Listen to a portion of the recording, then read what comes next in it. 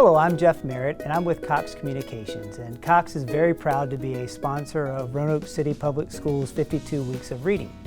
Today I'm going to read the book for you, Caps for Sale, a tale of a peddler, some monkeys, and their monkey business, by Sefer Slobakina. Sometimes we have a hard time pronouncing names, and I'm not sure I did that one correctly, but here we go. Once there was a peddler who sold caps, but he was not like any ordinary peddler, carrying his wares on his back. He carried them on top of his head. First he had his own checked cap, then a bunch of gray caps, then a bunch of brown caps, then a bunch of blue caps, and on the very top a bunch of red caps. He's got them all stacked right on top of his head. He walked up and down the streets, holding himself very straight so as not to upset his caps. And as he went along, he called, "Caps, caps for sale, 50 cents a cap."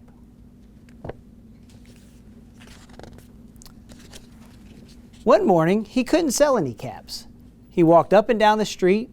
He walked down the street calling, "Caps, caps for sale, 50 cents a cap." But nobody wanted any caps that morning. Nobody even wanted a red cap. He began to feel very hungry, but he had no money for lunch.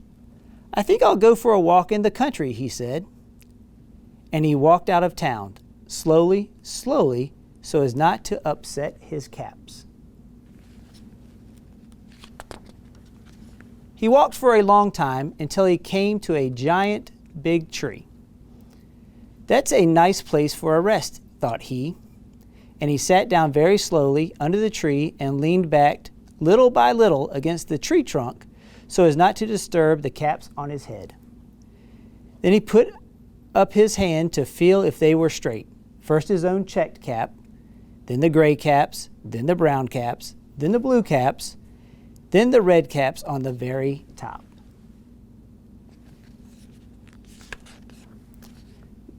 They were all there, so he went to sleep. And he slept for a really long time. When he woke up, he was refreshed and rested.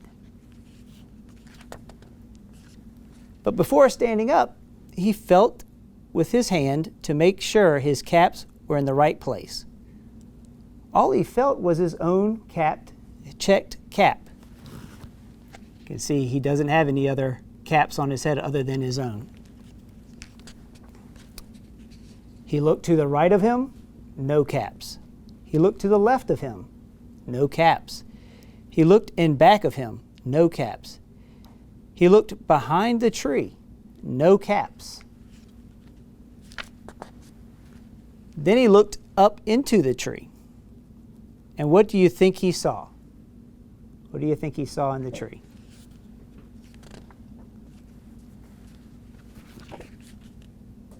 On every branch sat a monkey. On every monkey was a gray or a brown or a blue or a red cap.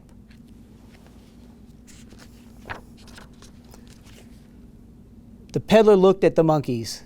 The monkeys looked at the peddler. He didn't know what to do. Finally, he spoke to them. "You monkeys, you," he said, shaking his finger at them. "You give me back my caps." But the monkeys only shook their fingers back at him and said, "Tss, tss, tss." This made the peddler angry. So he shook both hands at them and said, "You monkeys, you give me back my cap." But the monkeys only shook both their hands back at him and said, "Tss, tss, tss." Now he felt quite angry. He stamped his foot and he said, "You monkeys, you better give me back my caps." But the monkeys only stamped their feet back at him and said, "Sit, sit, sit."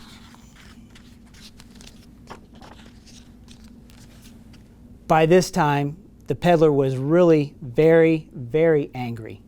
He stamped both his feet and shouted, "You monkeys, you must give me back my caps." but the monkeys only stamped both their feet back at him and said, zzz, zzz, zzz. At last, he became so angry that he pulled off his own cap, threw it on the ground, and began to walk away.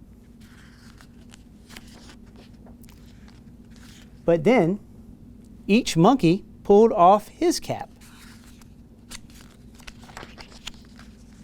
And all the gray caps, and all the brown caps, and all the blue caps, and all the red caps came flying down out of the tree.